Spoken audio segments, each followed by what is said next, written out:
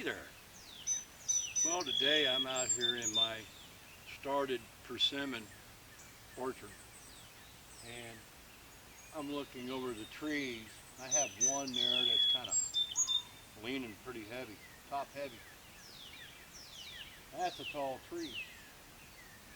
That tree right there, by the way, was planted uh, 2017.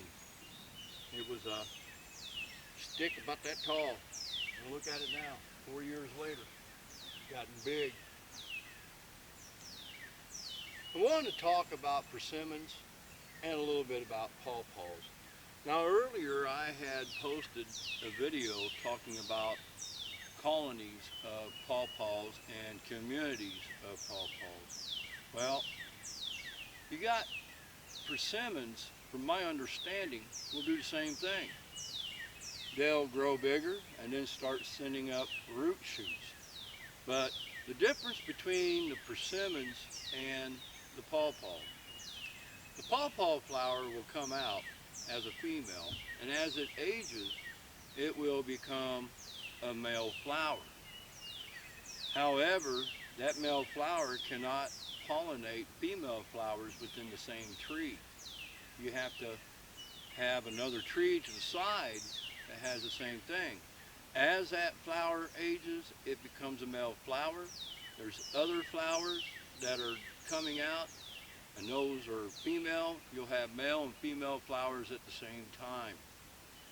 But you have to have two separate pawpaws to be able to do pollination that are either unrelated or actual seedlings. Now with the persimmons, the different scenario with them is you have a tree. It has a lot of flowers. You're thinking, okay, I'm going to get fruit. Are they male flowers or female flowers?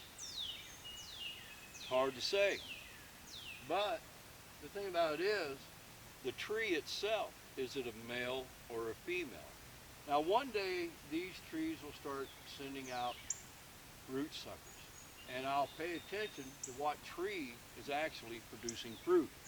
The tree that's producing fruit is going to be your female tree. So, that being said, this tree sets out a colony, and this tree has never produced fruit, but it always has flowers in it. Scenario: I have another tree elsewhere that produces fruit. Well, what I'm going to do as time goes on, this is my future plan as far as my persimmons goes. A lot of your seeds that you start from persimmon, the vast majority of them will more than likely be male. If this tree is putting out flowers and not producing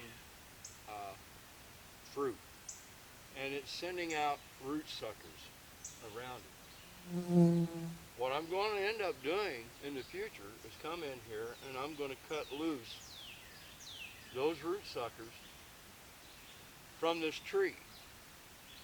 And I'm going to separate the root sucker from that tree, and that root sucker will become an individual tree. Now it too, genetically speaking, will end up being a male tree. And then I'm going to go to a tree that is producing fruit, and I'm going to collect scion off that tree. All those root suckers that I cut loose, I'm going to graft into them, but I'm going to use scion wood coming from female trees. Now I have one male tree, individual trees around it, and I've grafted female tree into that rootstock, and I've converted it into a female. This tree would never produce fruit because it's male. Offspring from this tree, because they've been converted, produce fruit. So in essence, what will end up happening is this tree itself will pollinate its offspring whenever I graft into them and convert them into female. It's going to be a long process. because even though these trees are in really good size and in good health, they haven't even started producing flowers yet. So I don't know if I have male or female trees, nor do I have the ability that some people do of identifying the difference between the male and female. As time goes on, I will learn that. And when I learn that, I will share that with you, because my concept, as I've said in other videos, I learn as I go, share as I learn. That's what I do. But I have a lot of ideas, a lot of concepts that I share also. And that is a concept I'm sharing with you today, that one day I'll be in here. There's 27 persimmons in here, which I'm sure out of 27, there's got to be a couple females within this group. And as time goes on, I will graft females into the root suckers of these.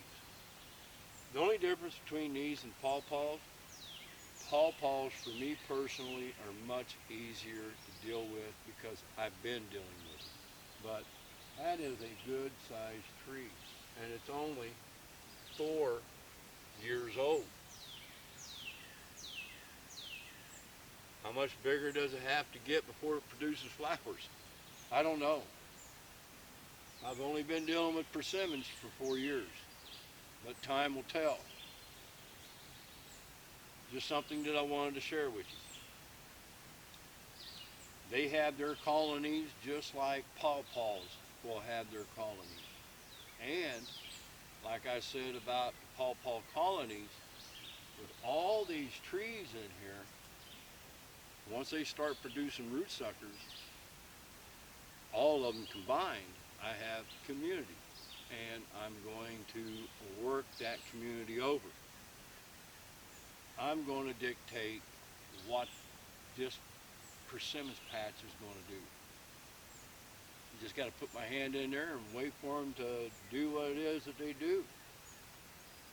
Anyways, my name's Jim. If you like what you see, subscribe. Any comments or questions that you may have, I welcome. Y'all have a God bless day.